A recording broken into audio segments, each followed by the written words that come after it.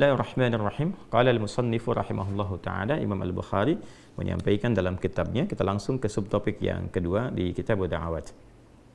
Babu afdalil istighfar. Ya, bab tentang subtopik tentang afdalil istighfar, keutamaan istighfar, istighfar yang paling utama.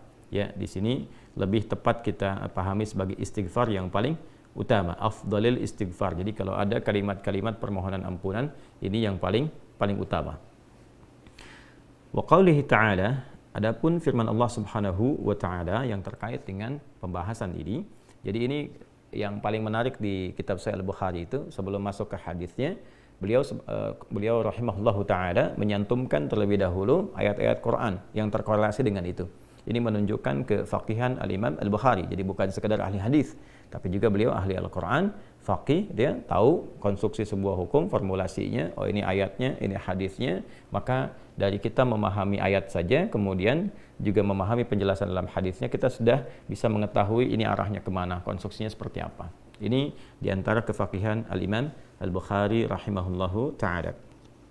Wa qaulihi ta'ala, adapun firman Allah Subhanahu wa taala yang terkait dengan topik ini, yaitu istighfar yang paling utama, yaitu di Quran surah Nuh ya, ayat 10 sampai 12 ya, kita sampaikan dulu ayatnya. A'udzubillahi minasyaitonir rajim. Bismillahirrahmanirrahim. Istaghfiru rabbakum innahu kana ghaffara. Di sini dipotong di bagian intinya, jadi untuk mendapatkan pemahaman yang terkait dengan pembahasan langsung ya, atau kalau kita mau sempurnakan dari awal ayatnya di ayat 10 itu, faqultu astaghfiru rabbakum innahu kana ghaffara. Di lisan Nabi Nuh alaihissalam sudah diajarkan ya, sejak eranya Nabi Nuh alaihissalam, bahwa orang-orang yang berbuat salah itu ya diingatkan potensinya ada rahmat Allah Subhanahu wa taala untuk memperbaiki kesalahannya sehingga menjadi saleh. Ya, ini satu fitrah. Jadi di setiap era itu selalu percikan rahmat Allah itu diberikan kepada setiap hamba ya, melalui utusan-utusan Allah. Di era-eranya ada rasul ya, ada nabi, kemudian rasul nabi berhenti ya dengan hadirnya Nabi Muhammad SAW dan wafatnya beliau, selesai era kenabian, selesai era kerasulan. Maka semua petunjuk-petunjuk yang telah sempurna itu diteruskan oleh sahabat beliau dari kalangan ulama. Nanti kalangan ulama ini mengajarkan kepada ulama di generasi selanjutnya, di tabi'in, tabi'ut tabi'un, sampai kemudian kepada kita. Ya, ini pakemnya sudah ada. Jadi dalam diri kita ini boleh jadi setiap manusia itu kan tidak ada yang suci ya, kecuali para nabi dan rasul yang memiliki sifat maksum, dijaga dari kesalahan. Boleh jadi saya, Anda, kita berbuat satu kesalahan, tapi rahmat Allah menjadikan kita itu mendapatkan fitrah untuk memperbaiki itu. Nah, ini yang nggak dimiliki oleh setan. Setan itu salah ya salah, kan? Salah ya salah. Jadi ketika dia berusaha untuk mendapatkan rahmat Allah pun dengan taubat itu selalu terhambat dengan kesombongannya, istakbar itu. Ya, satu kali ditawari untuk bisa mendapatkan ampunan pun, ya lalu diberikan satu syarat untuk hormat kepada jasadnya Adam pun, kan? Itu tetap kemudian dia abai. Sekali lagi saya ingatkan untuk menekankan bahwa kita ini tercipta sebagai manusia, bukan setan. Ya, sepanjang kita menyadari kita manusia dan berbuat salah, maka aktifkan sinyal taubat itu. Ya, sejak di era sebelumnya, bahkan di era Nabi Adam alaihissalam turun ke muka bumi, kemudian juga berkeluarga, ya risalah-risalah tentang taubat itu selalu kemudian disampaikan. Nah, di era Nabi Nuh alaihissalam, rasul pertama. Jadi kalau Adam itu nabi yang pertama, Nuh alaihissalam rasul yang pertama. Umatnya salah, maka dengan kasih Allah Subhanahu wa taala diturunkanlah kemudian pengingat. Ya, lewat fitrah kemanusiaan ini, lewat Nabi Nuh alaihissalam disampaikan, faqultu astaghfiru rabbakum innahu kana ghaffara. Ya, maka aku tegaskan kepada kalian, istaghfiru rabbakum, cepat istighfar, cepat balik lagi, ambil kalimat-kalimat ampunan, ambil kalimat-kalimat taubat ya dari Allah Subhanahu wa taala, menggunakan Rabb tuh yang telah menciptamu, merawatmu, menyayangimu, mengingatkan. Jadi Rabb itu ada nilai-nilai rububiyah di dalamnya. Ya, ada sifat-sifat rububiyah. Ya, bukan sekedar mencipta, tapi juga merawat, memberikan perhatian, memberikan kebutuhan. Kalau dalam bahasa bebasnya Allah seakan ingin mengatakan, hei, aku kan yang cipta engkau, ya kan? Engkau berbuat salah, aku berikan kesempatan untuk saleh. Aku kirimkan di kalimat taubat, aku berikan kesempatan untuk memperbaiki diri. Kenapa engkau nggak ambil, ya kan? Ya, indah sekali gitu. Ya, aku ciptakan engkau salah, aku berikan jalan saleh. Kenapa ketika aku berikan jembatan untuk memperbaiki diri, engkau tidak ambil? Maka lewat Nabi Nuh alaihissalam, sejak di era kerasulan pertama itu diingatkan sampai nanti puncaknya di era Nabi Muhammad SAW. Faqultu astaghfiru rabbakum innahu kana ghaffara. Kata Nabi Nuh alaihi salam, aku tegaskan, innahu kana ghaffara. Sungguh Allah Subhanahu wa taala itu telah menetapkan pada dirinya bahwa Ia Maha mengampuni seluruh dosa-dosa. Jadi ada ghafir, ya, ada ghaffar, ada ghafur, dan nanti dilekatkan dengan rahim pada puncaknya. Ya.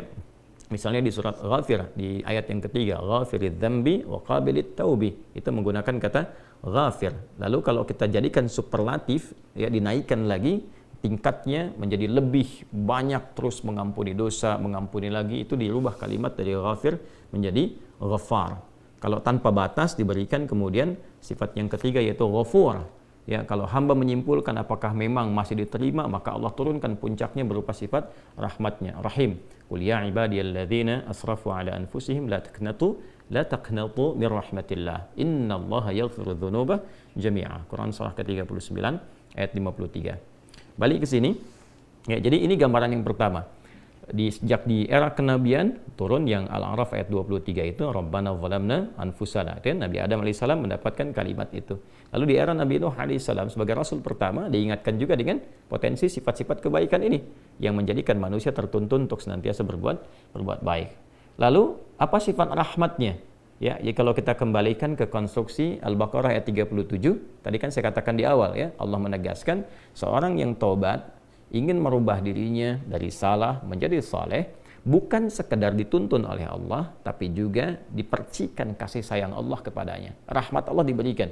Ya, kembali ke Quran surah kedua ayat 37 itu, fatalaqqa Adamu min rabbih kalimatin fataba alaihi innahu huwat tawwabur rahim. Jadi bukan tawwab saja, tapi rahim juga. Bukan sekedar Allah terima taubatnya, tapi kasih sayang Allah pun diberikan kepadanya. Nah, apa di antara jenis kasih sayang yang Allah berikan kepada seorang hamba yang mau taubat? Ya, maka diteruskan ayatnya sampai 12 di sini. Imam Al-Bukhari menyantumkan di sini sampai ayat 12. Yursilis samaa'a 'alaikum midrara wa yumdidkum bi amwalin wa banina wa yaj'al lakum jannatin wa yaj'al lakum anhara. Allahu akbar. Ya, justru di sini teman-teman sekalian, istighfar itu, ya, permohonan ampun kepada Allah Subhanahu wa taala, ya, permohonan rahmat Allah Subhanahu wa taala, kembali kepada Allah, mengoneksikan diri kita kepada yang maha baik, itu diantara percikannya adalah mendapatkan lapangan kebaikan. Yursilis samaa'a 'alaikum bidrara.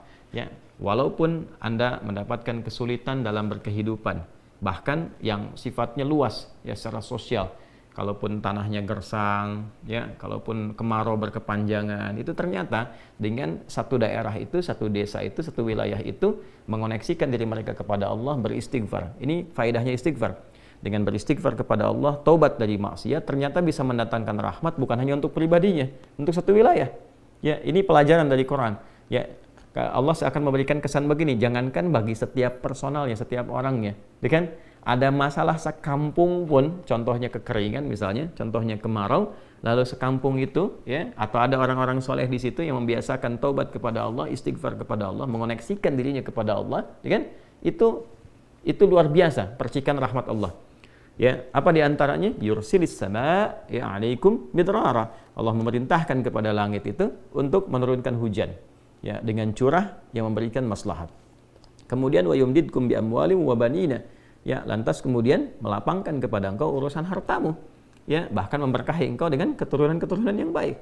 Jadi masya Allah, ya, orang tua yang rajin istighfar, suami yang rajin istighfar, itu ternyata bukan sekedar menjadikan ia mendapatkan penerimaan taubat. Dia berhenti dari perbuatan maksiat, usaha-usaha yang tidak baik, dagang yang tidak benar, itu kan perbuatan curang, ya, perbuatan menipu, perbuatan-perbuatan yang tidak elok, korupsi, jauhi potensi itu. Disogok dia hindari, diajak korupsi dia jauhi dan sebagainya. Lalu konsisten pada kebaikan dan dia isi dengan istighfar. Astaghfirullahalazim, astaghfirullahalazim. Rabbana zalamna anfusana wa illam taghfir lana wa tarhamna lanakunanna minal khasirin. Dia konsisten pada kebaikan itu, wa yumdidkum bi amwal. Allah akan lapangkan dia pada harta-harta yang lebih berkah. Allahu akbar. Itu faedah istighfar. Jadi kalau kita biasakan bertekad, berniat memperbaiki diri dari yang salah menjadi baik, itu Allah sudah berikan motivasi. Aku bukan hanya terima taubatmu, tapi aku rubah keadaan hidupmu lebih istimewa, lebih mahal nilainya dibandingkan dengan keadaan sebelumnya yang terlihat seperti fata morgana. Kemudian dikuatkan dengan Quran surah ketiga Ali Imran ayat 135 ya. Di sini disampaikan Allah Subhanahu wa taala berfirman, a'udzubillahi minasyaitonir rajim. Bismillahirrahmanirrahim. Walladzina idza fa'alu fahishatan aw zalamu anfusahum ini dzakarullaha fastaghfaru lidzunubihim wa may yaghfiru dzunuba illa Allah wa lam yusirru ala ma fa'alu wa hum ya'lamun. Di highlight di sini di firman Allah Subhanahu wa taala, dzakarullaha fastaghfaru lidzunubihim. Ya, yaitu orang-orang yang mendapatkan rahmat Allah Subhanahu wa taala itu. Jadi ini korelasinya dengan ayat 133. Jadi ayat 133 itu Allah Subhanahu wa taala berjanji bagi orang-orang yang menyegerakan istighfar. Jadi ingat dosa hari ini nih. Sekarang misalnya malam nih, kita ingat ada dosa yang dikerjakan. Lantas ketika ingat itu istighfar. Istighfar, minta ampun sama Allah gitu kan. Itu menyegerakan sesuatu tanpa jeda disebut dengan sara'a. Ya, sara'a. Jadi ada sa'a, ada sara'a. Kalau sa'a itu menyegerakan sesuatu dengan persiapan. Tapi kalau dia segera cepat, nyaris tanpa jeda, itu menggunakan sara'a. Sehingga guru-guru mengatakan bisurah, cepat, nggak usah banyak jedanya, ya kan? Nah, di Ali Imran ayat 133 Allah berfirman, wasari'u ila maghfiratin mir rabbikum. Kalau engkau merasa ada salah, bergegas, jangan tunda-tunda. Ya ingat malam ini, jangan tunda besok. Gimana kalau kemudian tengah malam meninggal? Ya segera istighfari. Nah, orang yang menyegerakan istighfar saat ingat kesalahan, apa yang didapatkan? Wa jannatin arduhas samawati wal ardu uiddat lil muttaqin. Maka orang ini akan diberi harapan oleh Allah, ya diperkenankan untuk memohon, bahkan ketika pulang disiapkan surga untuknya seluas langit dan bumi. Dan itu bagian dari sifat takwa. Jadi takwa itu bukan sekedar amar ma'ruf. Saat Anda ingat sholat, Anda ingat puasa, ingat baca Quran. Tapi takwa juga ada bagiannya nahi mungkar. Saat Anda ingat salah, lalu Anda taubat. Ya, saat Anda ingat salah, Anda pengen jadi soleh. Saat Anda ingat maksiat, Anda ingin taubat. Itu bagian dari takwa. Nah, bagaimana kemudian cara mengimplementasikan itu semua? Nah, ini poinnya. Ya, walladzina idza fa'alu fahishatan aw zalamu anfusahum dzakarullaha fastaghfaru lidzunubihim. Artinya, semua orang dengan keadaannya berpotensi berbuat salah. Ya, kecuali tadi nabi dan rasul yang punya sifat maksum. Ya, Allah jaga dari kesalahan. Kita yang bukan nabi, bukan rasul itu berpotensi salah. Apapun profesinya, apapun jabatannya, apapun tugasnya, berpotensi salah. Ya, idza fa'alu fahisyah, ketika dia berbuat fahisyah. Ya, fahisyah itu pernah saya sampaikan ya, turunannya nanti fahsya namanya. Jadi sifat kesalahan yang muncul dari syahwat. Ya, al-zalamu anfusahum atau bentuk mungkar, menempatkan sesuatu bukan pada tempatnya. Nah, saat seseorang berpotensi salah, ya, dari fahsya dan mungkarnya, dia berbuat perbuatan dari dorongan syahwatnya atau mungkar dari keinginan nafsu perut dan akalnya, dia berbuat yang salah, lalu zakarullah, dia ingat Allah. Nah, ini poinnya. Ini menarik sekali nih. Ini menarik sekali. Kok lanjutan ayatnya zakarullah? Bukan dia sadar bahwa dia itu telah berbuat salah. Kenapa zakarullah? Ini poinnya. Ya. Karena Allah ingin selalu menautkan sifat seorang hamba menjadi baik itu dengan rahmatnya. Ini poinnya. Jadi kalau bukan rahmat Allah Subhanahu wa taala, mustahil kita bisa mengarah pada kebaikan. Allahu akbar. Ya.